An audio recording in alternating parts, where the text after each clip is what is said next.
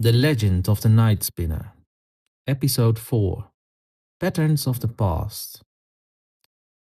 His breath formed puffs that dissolved into the cold air, but the silence was unnatural, not the silence of a night, but that of something waiting, something that registers every sound, every movement. He had heard of others who had strange experiences, people getting lost in circles of trees, the feeling that someone or something was watching them. They had only been stories until he himself had felt threat. Now he knew they were true. Joris knew he had to understand who she was before he became another victim. Suddenly, another white flash of light seemed to cleave through his mind. In a nanosecond, he seemed to be in another time and world.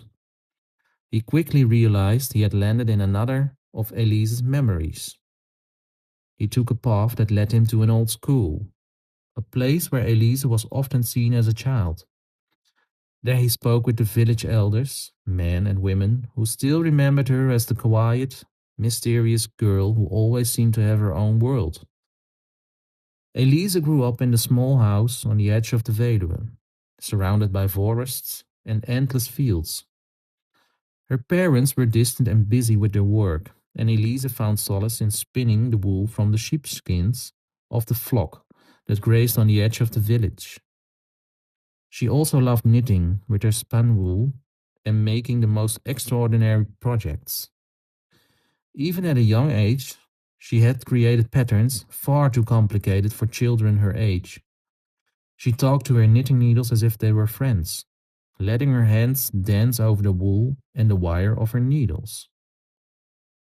At school, she was often teased for her silence and her strange manner. She spoke little, but always had a sharp eye, as if she remembered everything. Yet, she also had moments of happiness. She savored the little things, the crunch of an oak leaf under her feet, the smell of rain on the earth, the soft glimmer of wet wool in the sunlight. But these moments became rare, overshadowed by loneliness and frustration. When Elise was 19 years old, her parents died in an accident. A single car accident that took both her parents away in one fell swoop. She continued on to live in her childhood home and retreated ever more deeply into herself. She sought distraction day and night by spinning wool and knitting. Her obsession with perfection grew. If a stitch went wrong, she started over, not just out of pride, but out of a deep desire to have control over something in her life. And then came the night of her own death. Joris briefly returns to reality. He feels a cold gust of wind brush against his neck, automatically raising his arm up.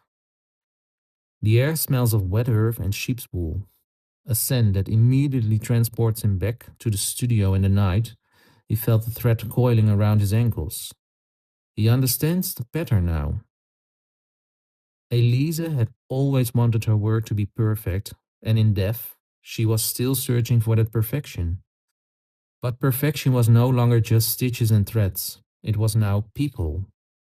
Every living thing that crossed her path could become part of the pattern, an unfinished project she was trying to complete. Suddenly, he saw something move in the mist around him. First a shadow, then a shape, and finally a face, a portrait of her older self, but still with the same sharp eyes and vulnerable features.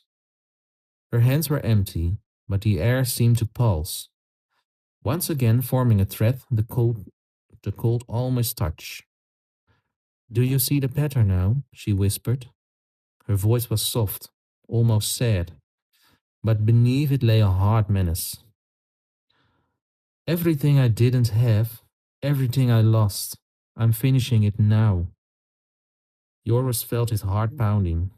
It wasn't just fear anymore, it was a mixture of pity and panic. He understood her grief, her loneliness, but he also understood that he had become part of something much larger. He felt a new thread sliding up his ankle. It seemed faster this time, wilder, almost agitated, as if he felt himself beginning to grasp the truth. The pattern of various stitches was in motion, and he was right in the epicenter of it. And then he heard it, soft footsteps of others, perhaps victims caught in the same fog, people he couldn't save, for Elise loved the ritual of her creation, of trapping anyone who was curious or walked carelessly. A soft whisper tugged at his ear. Yours.